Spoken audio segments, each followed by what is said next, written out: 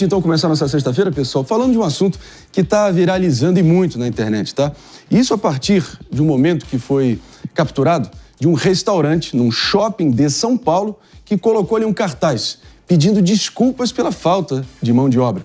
Se a gente puder projetar a imagem aí, está projetadíssima agora na tela da Jovem Pan News, basicamente, e as imagens não me deixam mentir, eu leio aqui para vocês, abre aspas, senhores clientes, por favor, tenham paciência. O pessoal do Bolsa Família e da cervejinha não quer trabalhar. Estamos com muita falta de funcionários. Obrigado. Fecha aspas.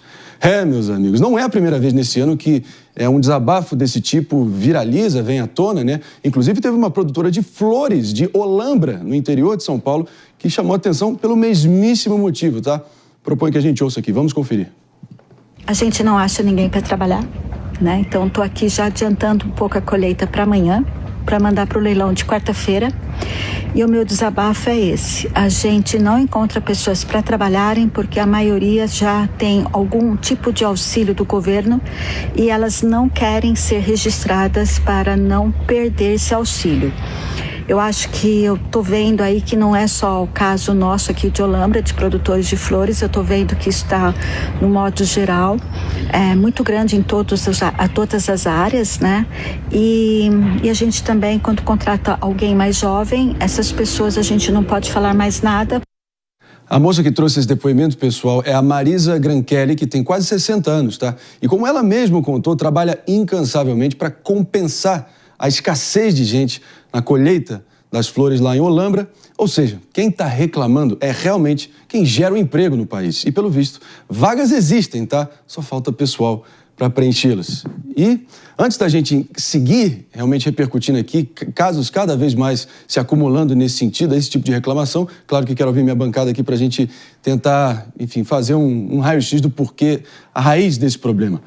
Jess, por onde passa? Eu acho que primeiro o restaurante errou de fazer um cartaz como esse, ainda mais tão incisivo, e ele veio a público se desculpar pela situação e dizer que assim que tomou ciência, fez a remoção. Postaram uma nota de esclarecimento no Instagram do restaurante, dizendo que reconhecem que a manifestação foi colocada indevidamente na unidade do shopping Marketplace, contendo uma mensagem inapropriada e que não reflete os valores do Free House. Essa comunicação foi feita sem a autorização da diretoria, infelizmente, transmitiu uma mensagem equivocada sobre a situação. Então, acho que um ponto que nós temos que endereçar aqui é que não foi uma comunicação apropriada para uma rede de restaurantes que tem essa credibilidade e que, no final das contas, passou uma mensagem dissonante. Eu acho que existe um outro problema em relação a isso, que é vagas que muitas vezes não se adequam à preferência das pessoas num país em que o desemprego, recentemente, caiu razoavelmente. Então, é aquilo que a gente fala da geração. A senhora no vídeo, ela chega a mencionar que contratar gente mais nova pode ser difícil, porque em determinados momentos ela não consegue ter essa comunicação. Então, existe uma crise em relação à forma que o emprego funciona, que eu acho que afeta até mais a geração Z, os millennials, que são uma geração que às vezes não está mais tão ligada como era no passado a fazer qualquer coisa por um emprego. Acho que essa é uma discussão que não tem ligação só com Bolsa Família, até porque o valor do Bolsa Família é muito baixo para a gente imaginar que alguém não vai ter um emprego por conta disso. Talvez outras situações, como auxílio-desemprego, sejam mais cerne da questão do que a situação do Bolsa Família. Acho que a manifestação do restaurante foi lamentável e fico feliz que eles tenham vindo a público reconhecer o erro em relação a isso. Em setembro do ano passado, claro que não deve estar fugindo muito dessa contagem, Mano Ferreira, 54.300.000 brasileiros são beneficiados pelo Bolsa Família, algo em torno ali de 20 milhões de famílias, né? E claro, a gente, enfim, repercute aqui dia após dia o mundo cão.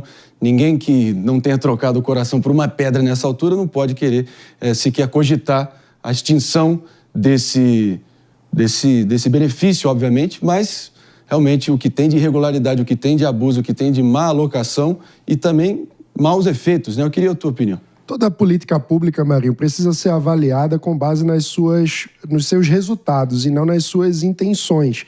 E, nesse sentido, a gente precisa ter um espírito de contínuo aperfeiçoamento das políticas sociais, inclusive do Bolsa Família. Isso é uma regra que deveria valer para qualquer política pública. Mas, no Brasil, muitas vezes as coisas ficam eternamente sem serem reformadas e aperfeiçoadas. E aí tem várias questões para a gente endereçar. Por exemplo, não podemos esquecer que somos um país onde quase 40% da força de trabalho está na informalidade.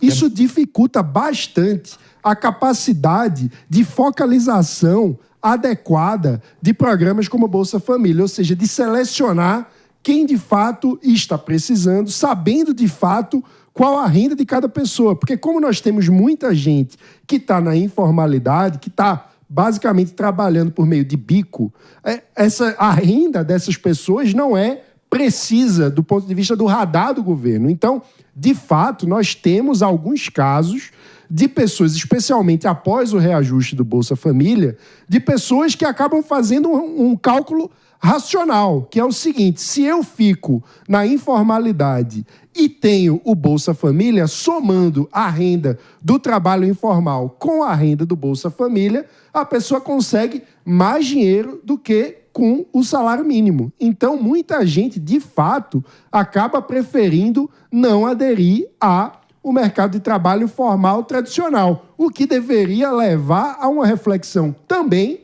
sobre uma reforma trabalhista, para que a gente consiga fazer com que a formalização ela se dê com base na realidade do país, do Brasil profundo, e não da mentalidade idealizada de herdeiros getulistas atrasados do século passado. Pepe, só para contextualizar aqui para a nossa maravilhosa audiência, a gente está falando dessa informalidade brutal que tá todo mundo assiste em qualquer esquina, em qualquer sinal de trânsito, em qualquer grande concentração de mercados comerciais, né? 40 milhões e 300 mil brasileiros em janeiro de 2025, números do IBGE, trabalham na informalidade, isso é, claro, sem carteira assinada, sem CNPJ, e estão aí, como diria Ciro Gomes, correndo do rapa, vivendo do biscate. Como faz para, de alguma maneira, de acordo com as correntes atuais do mercado de trabalho, a dinâmica moderna do mercado de trabalho, tentar sanar essa situação? Não, essa é uma discussão que está sendo colocada agora, né, Marinho? E é uma discussão assim, muito difícil de você achar uma solução única, né? A informalidade é uma realidade do Brasil e do mundo, né? As pessoas não querem pagar impostos, as pessoas querem maximizar a sua renda, não é? E acha que formalizar para o Estado, mesmo tendo alguns ganhos, como, por exemplo, garantias do FGTS e outras questões, né, não vale a pena a formalização. Então, realmente, é uma situação que é difícil você colocar. Você tem que mostrar para essas pessoas que o ganho dela entrar na formalização é muito maior do que ela ficar na informalidade. E isso passa por que o Mano falou, né? Nós temos que criar uma outra categoria, né, diferente da CLT, diferente do getulismo atrasado, concordo com o Mano, né? Parte da esquerda ligada ao sindicalismo acha, de fato, né, que nós temos que voltar à época do Getúlio Vargas, buscando aqueles direitos e proteção trabalhistas que não faz nenhum sentido hoje em dia, né? Nós temos que criar um outro arcabouço institucional, outro arcabouço jurídico, de modo a colocar essas pessoas dentro da formalidade. Mas a questão aí, Marinho, eu queria colocar aqui brevemente também sobre o assunto, né? Até que ponto o Bolsa Família faz com que as pessoas deixem de procurar trabalho. A Jéssica colocou um ponto que é importante também, falando que o valor médio que uma família ganha de Bolsa Família é R$700, né? Não dá para você imaginar... Até menos, tá? 684. Eu estou falando de ticket médio, assim, é isso. 684. Não dá para você imaginar que uma pessoa vai deixar de procurar emprego, né, para ter uma renda maior, para continuar no programa do governo. Aí tem um ponto que eu queria colocar em dicionário, que foi colocado aqui, que eu acho que é importante, né? Boa. As pessoas têm que entender que a base salarial das pessoas mudou, né? Você não vai querer colocar uma faxineira na tua casa para trabalhar todo dia e pagar um salário mínimo para ela. Não. Para ela aceitar trabalhar na sua casa todo dia, tem que pagar mais. Assim com o garçom. Assim como as pessoas que trabalham em restaurante. Não adianta você querer precarizar o emprego, tendo em vista que a população colocou o padrão de renda muito maior do que estava no passado. Eu vou constatar aqui, Aninha, só o seguinte, um dado que a gente trouxe aqui, inclusive, num baita debate no ano passado, que o Brasil hoje, tá, das pessoas que são produtivas, ainda pelo menos são os famosos economicamente ativos, que estão em condições de trabalhar, algo em torno de 94 milhões de brasileiros, quase metade da população, quase a população inteira do Egito, mais, até um pouco mais, dependem de algum benefício do governo. Estão ali no cadastro único esperando o próximo benefício cair na conta. Essa é a realidade, aqui uma constatação para a gente debater. Não, Marinho, eu acho que tem essa questão relativa aos benefícios, mas eu também concordo com os meus colegas, porque eu acho que não é ela que é determinante nessa estatística que a gente está vendo. O que eu acho é que tem uma disputa de gerações e existe hoje uma romantização dos direitos, de modo que a pessoa, na primeira dificuldade, no primeiro obstáculo que ela encontra num trabalho, ela simplesmente fala tchau. E não necessariamente aquele obstáculo era mesmo para ser a causa de uma rescisão de um contrato de trabalho. Então, o que eu acho é que hoje as pessoas têm uma indisposição maior para os desafios que o mercado de trabalho formal traz para elas. E, por outro lado, a gente tem ali na figura daquele empregador, muitas vezes, as pessoas das gerações mais antigas, que são aquelas que acham que você tem que trabalhar 20 horas por dia e que acham que você tem que se esforçar para crescer. Então, é essa disputa geracional, a Jess tocou um pouco nesse ponto, que eu acho que faz com que as vagas existam, mas não existam candidatos. Outro dia eu estava escutando aqui na Jovem Pan alguém comentar que não sei quantos % das relações de trabalho acabam nos 3 primeiros meses. As pessoas não permanecem mais nos seus empregos, porque na primeira dificuldade elas acham que vai ter algo melhor. E quando a gente fala de um mundo que hoje tem toda essa exposição de internet, então tem muita gente querendo se tornar influenciador e buscando outras formas de renda, acaba gerando esse déficit de vagas. Quantas vezes a gente já não ouviu aquela analogia, né, Mano Ferreira? Não é só dar o peixe, é também ensinar a pescar. E o Brasil está precisando de um verdadeiro oceano de oportunidades, de varas, né? E não só de peixe. Agora, só para... Esse é um ponto essencial, Marinho, porque, no fundo, o que a gente precisa refletir é o seguinte: o brasileiro quer prosperar.